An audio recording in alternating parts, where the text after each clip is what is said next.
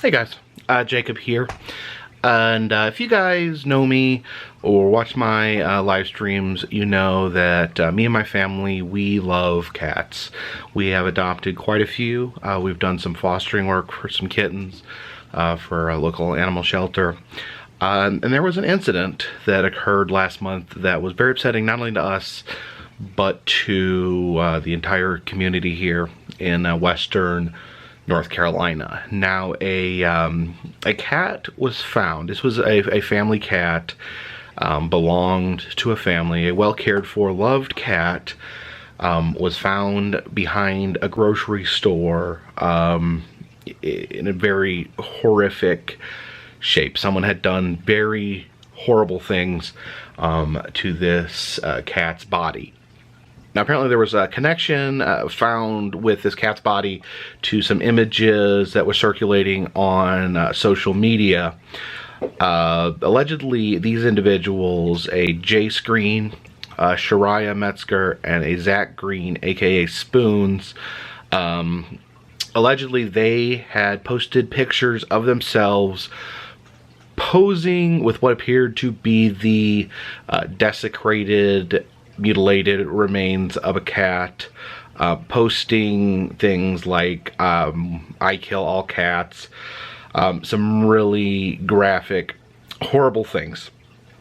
And there's a Facebook group, a local Facebook group known as Asheville Cat Weirdos. They also function as a charity, helping people with vet bills.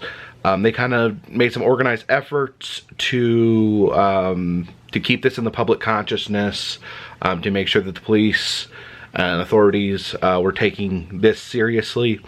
And they also helped in, once charges were filed, the Asheville Cat Weirdos helped track down these individuals of interest, and they were arrested by the Asheville Police Department. Jace Green and Shariah Metzger currently in jail for animal cruelty charges.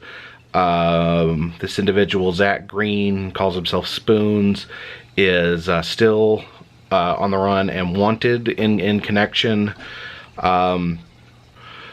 So my daughter Anna and my wife Christy went and met with Veronica, who is the creator of Asheville Cat Weirdos, who is keeping a very close eye on the situation. And Christy and Anna just wanted to kind of talk with her about what we can do as a community regarding this case and regarding other cases, because there is other cases of horrific animal abuse like this. I definitely, to me, those two most horrible things in the world are child abuse and animal abuse.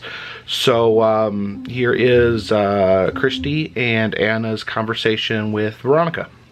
Well, I wanted to ask you first, like, about Asheville Cat Weirdos and, like, what kind of inspired you to start it, and like a general summary of what it means. So Asheville Cat Weirdos was started basically from a funny post on another community page, and somebody said, hey, you should start a Facebook group, and then the name happened just really organically in the comment thread. We're like, yeah, we're a bunch of weirdos, and of course there's the crazy cat lady myth, and I just figured in a dog town there were probably a lot more people that were far into cats, like me. Well, that's neat. So what does Asheville Cat Weirdos mean to you? It's about community, and it's about reconnecting to that community. The internet is global, so we get in these communities that are large scale and far away, and this is one that is here, and you can run into another weirdo getting your Starbucks or at the grocery store buying cat food, and I think that's really neat. How many members are in Asheville Cat Weirdos? We were almost at 8,000. We were like 7,900 and something when the story broke, actually. Tell me about the story. We got a join request a couple weeks ago now on a Wednesday or Thursday. It was Thursday, from a woman who was in Charlotte, and the initial moderator who took it, she approved her and sent us a screenshot and to the main group. And I initially pulled the screenshot in the main group of the join request because it went into detail about what had happened. And at the time, I kind of looked in everything that was going on based upon that person's join request, and it looked like APD had a handle on it. So I didn't want to freak anybody out and cause a big mob or anything. So I pulled it back. And then the next day, I started getting more messages and more information started coming in that they were still in town, that they were still walking around, and I just thought that I have an indoor-outdoor cat, and I live in West Asheville, and I got really nervous about that cat, so I decided to let it open so we could help APD catch these people. And then I ended up not running into them. I was kind of looking for them, but also kind of not looking for them. Like, I definitely didn't hope that I would see them because I didn't know what I would do. Or didn't know what I should do. So I ended up seeing them, called the cops, followed them for a little while. A friend met up with me because I didn't want to be alone because these people are very dangerous. And I confronted them, and we'd already called the cops, and we waited for the cops to show up. And that was when I met one of the detectives who was on the case, and he told me that they didn't have a body. And without a body, there's no crime. They couldn't prove anything. And I had seen the original Instagram photos that were horrifying, but I looked past it to the background, and I recognized Wig Jail from down the street. It's the only blue building with bars on the windows in West Asheville. So I told the detective, and then I left, and about an hour later he called back to find the building, found the building, said he'd call me back if he found anything, and I figured I'd never hear from him again. And then he called me an hour later and said that he had found the body, and they would start testing and moving forward. So that's everything. So my mom told me about a petition that you have made and a date for the courthouse. So the petition, I didn't write the petition. We had people who were more familiar with laws and statutes write that and get that going. For me, the petition it's about showing the judge and the DA who are going to be working this case how important it is to their community. And uniting them with their community. I mean, this is going as far as they can is going to help with that relationship, and these are troubled times with elected officials, so it's important to make sure we're together, we're on the same page. And so for me, that's what it's about. We are presenting it to, I believe, the DA and the judge as well, and yeah, we're going to present it to them so they can push it further. And we're also looking to change some of the statutes about the punishment for these crimes. They're pretty low level, felony or misdemeanor, depending on what the exact charge is. So we're hoping to push those further and make the penalties stronger. Go ahead. Yeah. Is there anything that we can do as a family, what they can do as an audience to help? Sharing the photo of Spoons. Spoons is still out there. It's very distinct facial tattoos. He has train tracks that run from cheek to cheek. He's a white male in his 30s, average height, and he's a train jumper, hitchhiker, and he's going to travel in those circles. And it's important to call if you think you see him, to call your local law enforcement. There are reports of him still being in town, him being in outlying counties. There was reports that he was in Tennessee possibly, and then I heard another one that he may be as far as Oregon already. At this point, I do know that he is on probation in the state of North Carolina. He has a drug problem and an alcohol problem, and he's violent as well, so don't approach him. Realistically, he's going to be caught. So if you see him, if you think you see him, look for the train tracks, that picture is important. You can't assume that every person with a facial tattoo is him, but he is still out there. So it's important to try and find him and bring him to justice. I have a couple questions to follow up with. For one, for the people that don't know, because a lot of the audience that we have are going to be people that live out of town, and we do have a lot of local like people that do watch Carpetbagger channel, but we also have people that live out of town, and I think that this story has the potential to do so much more because people don't know that laws about animal abuse are so slack, and it's not just North Carolina, we're talking anywhere. Because I've looked at some of the statutes in other states, different things like that, and I'm concerned that, you know, this could happen anywhere in any town. It has. There's actually somewhere in the last year, I haven't looked into it a ton, but there's another cat mutilation case in Oregon right now. I haven't seen those photos because I didn't go looking for those photos, but to the best of my knowledge, it's still an active case, so it is happening. The difficulty, the real difficulty from the detective, it's hard to prove. That's the hardest part about it. Even when you have all kind of the evidence in front of you, the missing pieces, the proof, the real proof that you can't argue, that's difficult. That's why it's important, if you witness someone doing something, make people aware. Don't step back and not be part, oh, that's got nothing to do with me, because it does. Because a representation of who we are as a society is how we treat the weakest in that society, and that's animals and children. And so when you step back and you say that that has nothing to do with you, all that's necessary for evil to strive is when good men do nothing. And that's the part that someone plays. If you see something, say something. Absolutely. And I think that some of my audience, some of the Carpetbagger's audience is not going to know. We've danced around like, well, what actually happened to this cat? And, you know, the short story that I know is that the cat was mutilated and tortured, possibly while alive. This is all allegations. We don't have proof that these people are the people who did this, but there were posts on social media that had pictures of the people with the cat, and I did see some of them, and they were horrible. I mean, I cry when I think about it. It's just awful. So, is that pretty accurate in a nutshell of what happened? Yeah.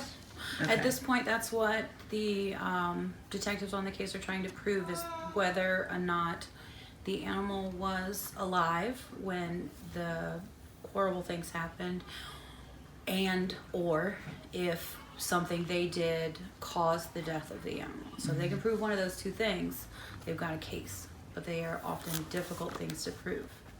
And this cat was a person's pet. Someone who had an indoor-outdoor cat who loved this cat. I've seen pictures of that cat with that family on Nashville Cat Weirdos. And I know that it's just the saddest thing that they've lost their loved one, this animal, to this kind of, I can't imagine opening up my Facebook page and seeing a picture of my cat like that. That, I've spoken to the owners, and that's sort of how they found out it was their cat. Oh. Someone else saw the image, thought it looked like the friend's cat, the owner's cat, sent a warning. I think this is your cat. I know your cat is missing. Because it took a couple of days after the incident before the photos really started heavy circulation. And then once an acquaintance of theirs saw it, they notified him and sent him the photos. It's so sad. I can't imagine. Oh, yeah. And to say, you know, this cat it was a darker gray cat, so it wasn't like it had calico markings or something that you would, you know, be able to pick out and say, that's definitely so-and-so's cat. Because there's a lot, you have a couple here that are gray, you know, dark gray cats or black cats. So it's hard to tell. In the one picture it looks black, but then the other pictures it looks gray. Initially, the owners had a strong feeling that it was theirs because of the area and the approximate kind of time this whole thing had happened. That was later confirmed by scanning of the microchip. The cat was microchipped. And that proved to be vital. I mean, those owners get real closure.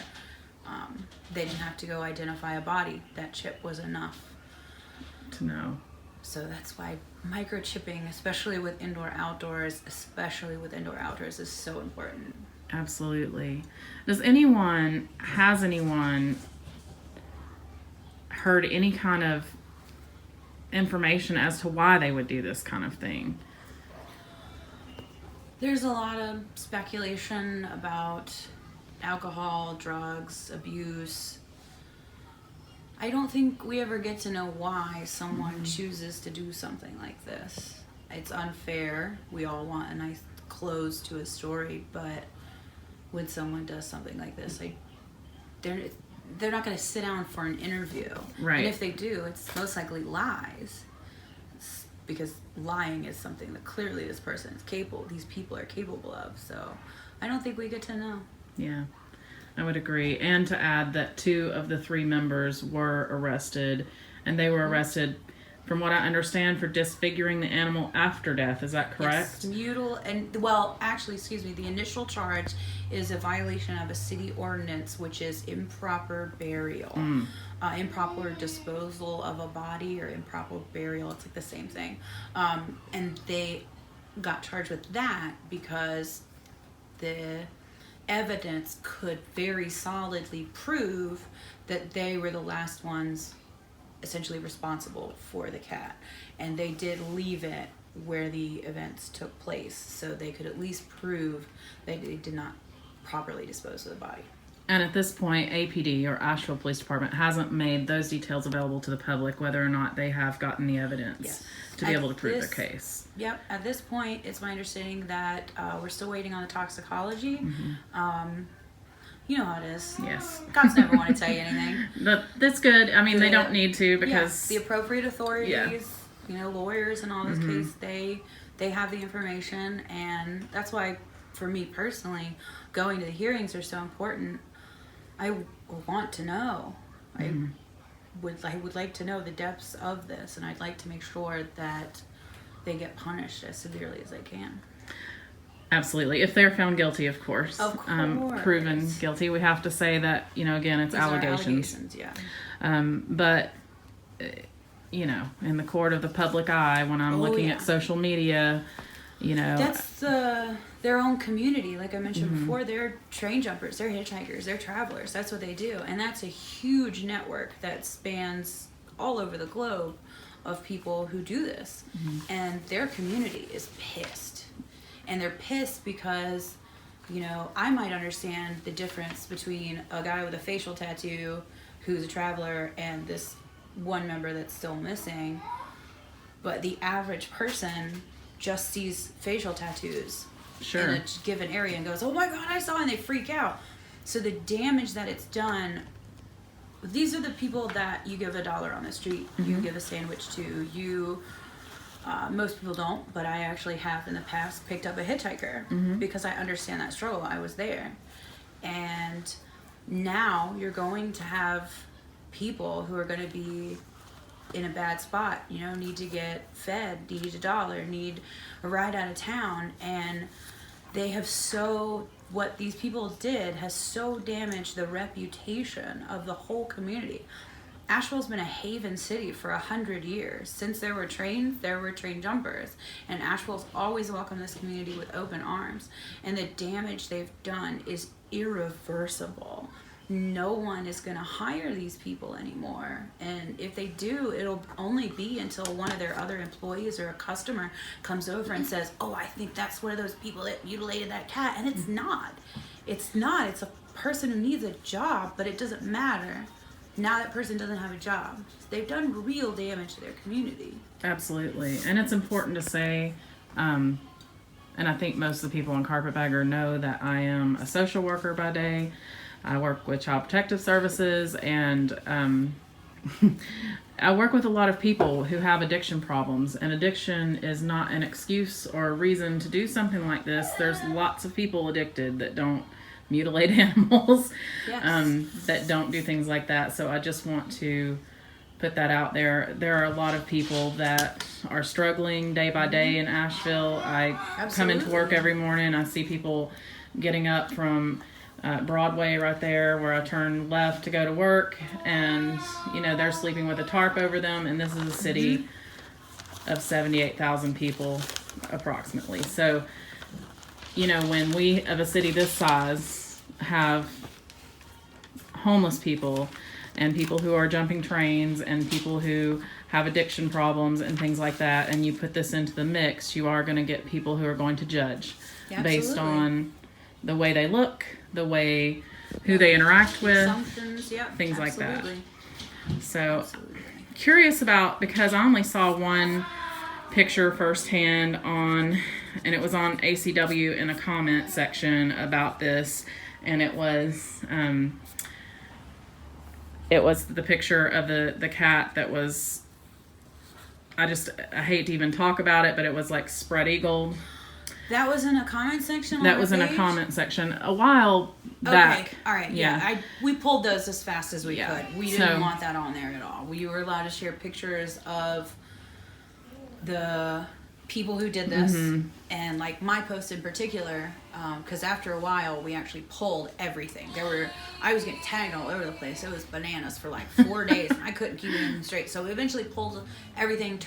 We turned off comments to everything to not encourage them to go any further. And now my post. That way we can keep a better eye on it.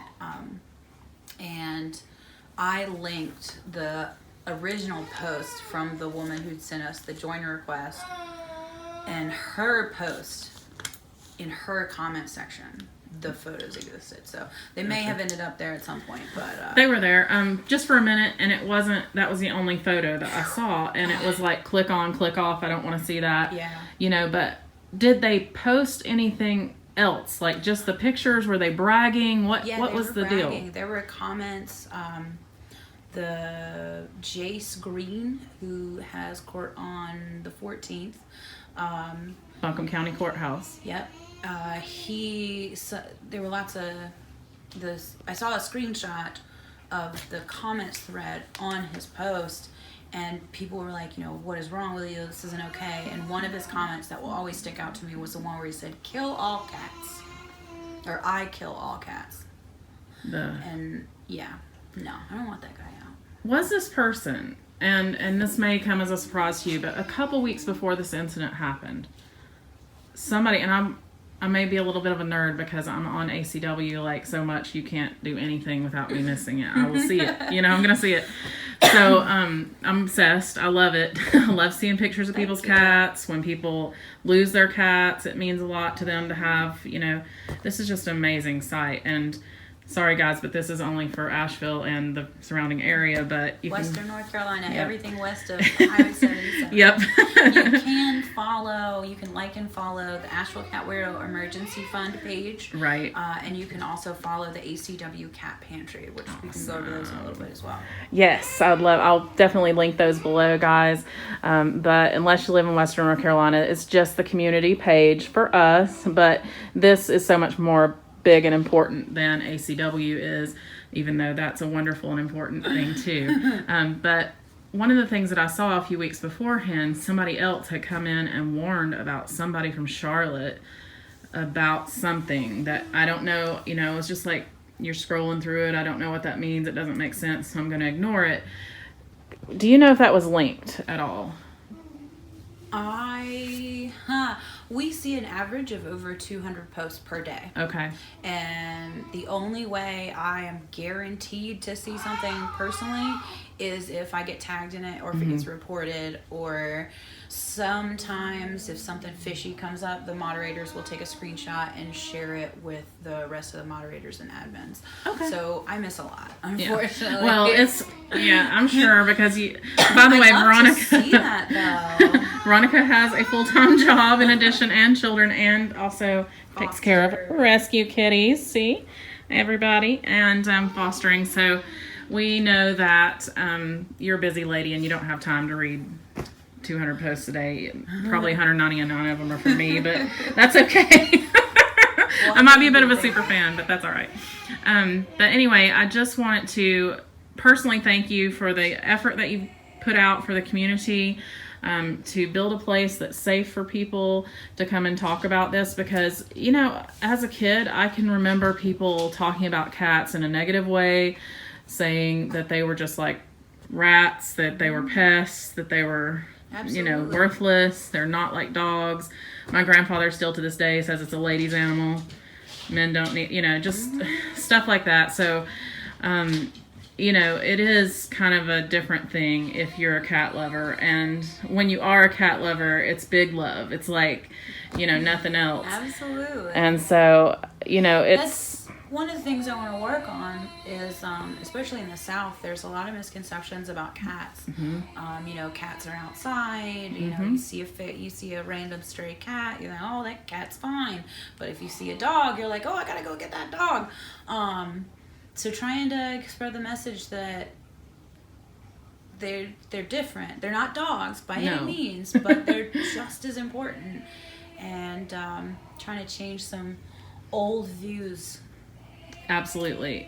Old views, and just that, you know, yeah, they're not dogs. And people have this kind of misconception that cats are, you know, not friendly, that they don't love you. I want everyone to know. Get the belly rub yeah, on look at this this one? belly rub. First of all, and also, you know, when I pull up in the driveway with all my cats run to the car to come and check on me. I have a lot of indoor, outdoor. I live kind of in the country. So, you know, they all live in the house at night for sure.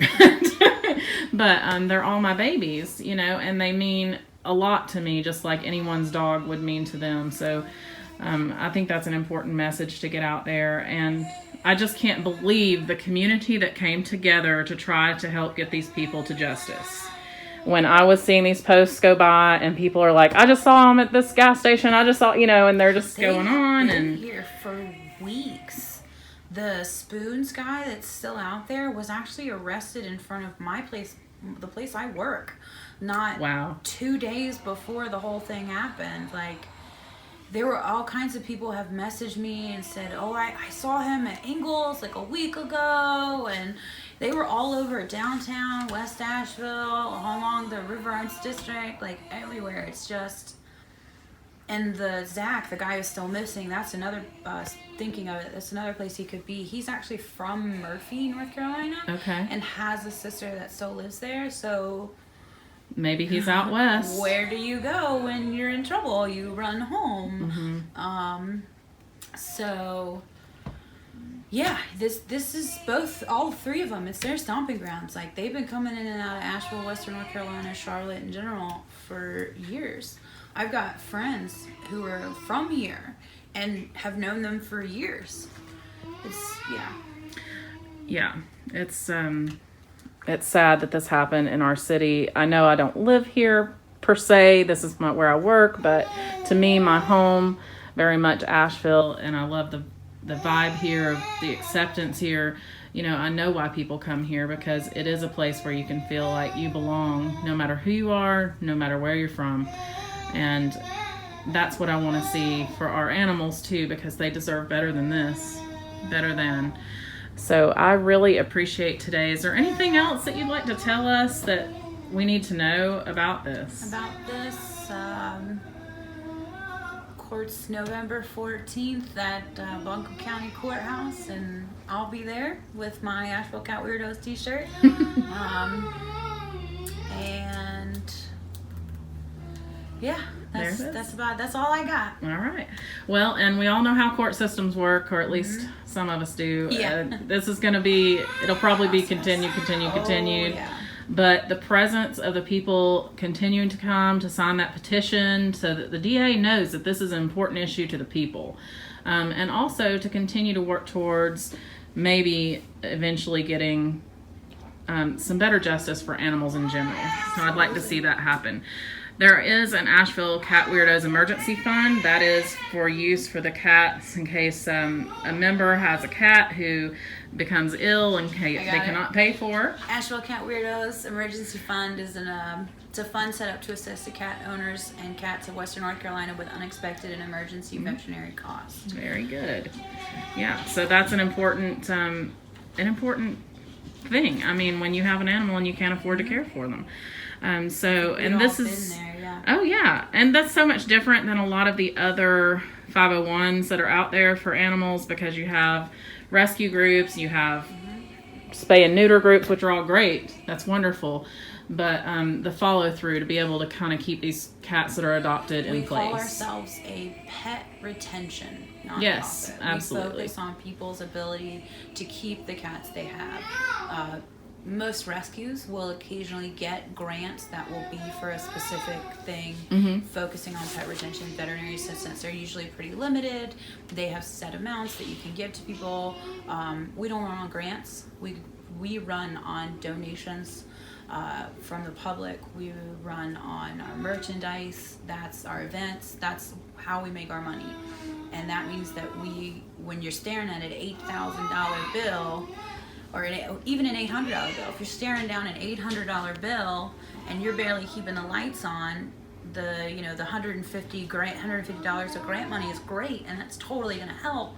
But that's an $800 bill, and you don't have remotely $800. Right. So we can do things to help you and work with you a little bit better than vets can't. They can't. I get it. They get burned. They can't give people, right. They have to loans make and money payment to be able to plans. provide So it. keep the lights on too. So Yeah, that's what we're here for. that's absolutely We right. spawned the ACW Cat Pantry, which offers flea medicine, dewormer, cat food, cat litter, and we hook you up with a spay-neuter voucher if you need it. That's And amazing. Next on the agenda is a spay-neuter assistance program with incentive, and we'll be hopefully announcing that in December officially. That's awesome. And they have lots of events throughout the year, guys, that you could maybe, if you're in Asheville or in the area, maybe attend one. There was an auction not that long ago at the Gray Eagle. That was fun. And we already have the date, which I can't remember right now, but it'll be in May of 2019, and we already have some really cool stuff up for auction. It's not all cat stuff. It's events, and it's getaways, and it's dinners and movies and anything you can imagine. It is not just cat stuff. It is everybody's stuff. We're I really am excited about for this one. that. That sounds like a lot of fun. Hopefully we can see some collaboration with some other agencies in the future. So thank you so much, and I guess I'm going to sign out at this point. Thanks a lot. Thank you.